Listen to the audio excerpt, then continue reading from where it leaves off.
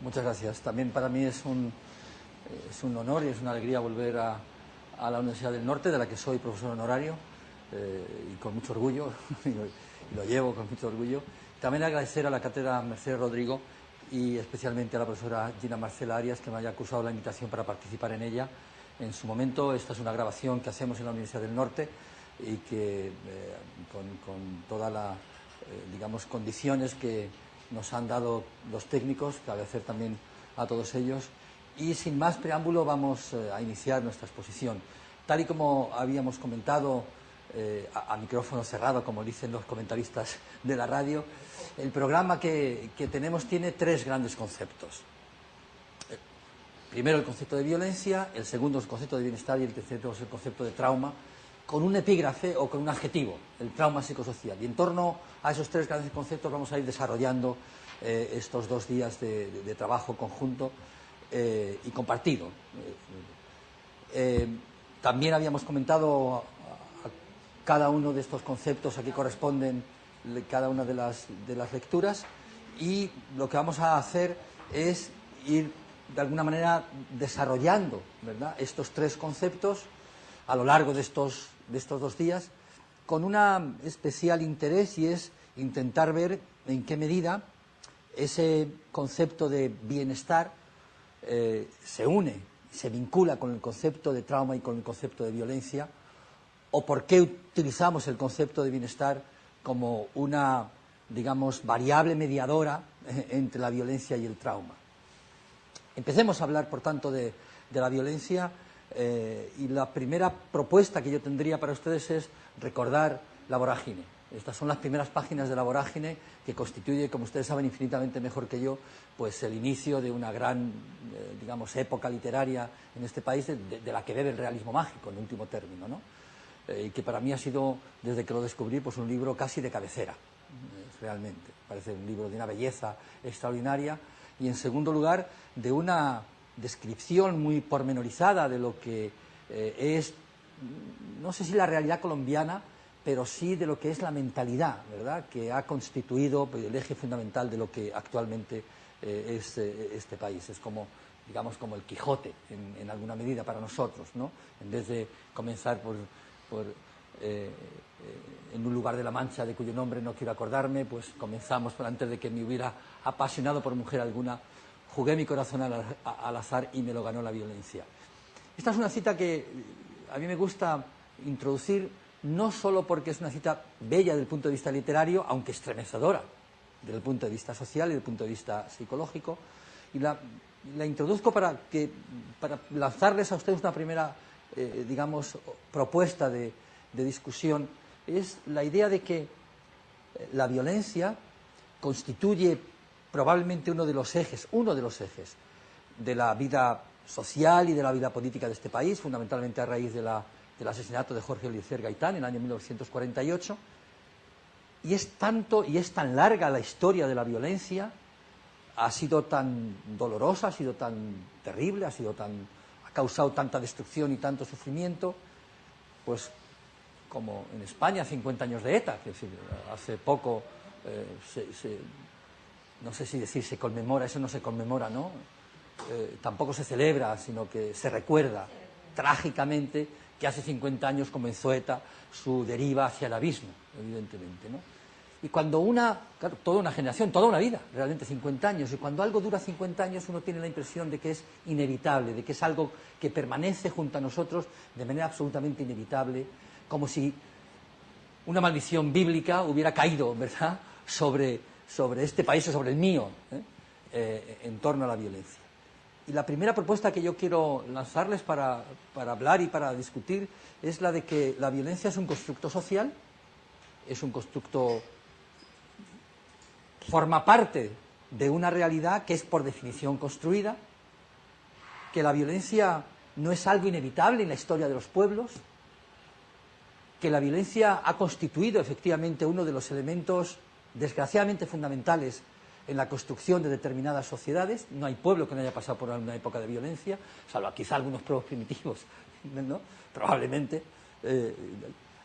Hay investigaciones de pueblos pacíficos, ¿no? En los años 70, Ashley Montague y algunos otros investigadores.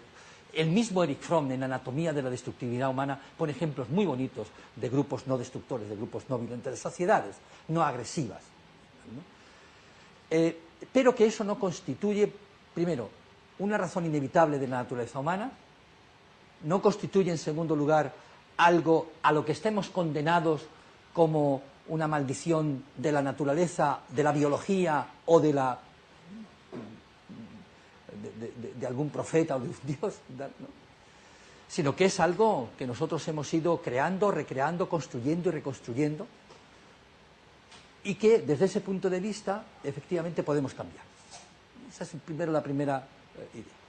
Pero junto a ello yo quería lanzar una segunda, que nos gusta especialmente a los compañeros del grupo que trabajamos en la Universidad del Norte, y es que el ser humano es un ser afectuoso por naturaleza.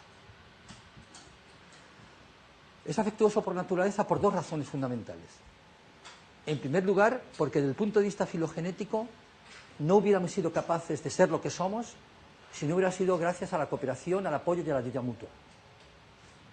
O lo vamos a decir de otra manera, utilizando una hipótesis muy interesante desde el punto de vista psicosocial, y es la de que el desarrollo de las funciones psicológicas superiores, el desarrollo del neocórtex, que es lo que hace distintivo al ser humano porque es ahí donde radica la conciencia, solamente parece que ha sido posible, digo parece porque es una hipótesis a contrastar, parece que ha sido posible gracias a la necesidad que en un determinado momento, hace millones de años, tuvieron los seres humanos o los primates protohumanos de asociarse, de colaborar, de compartir, de distribuir tareas y de organizarse socialmente.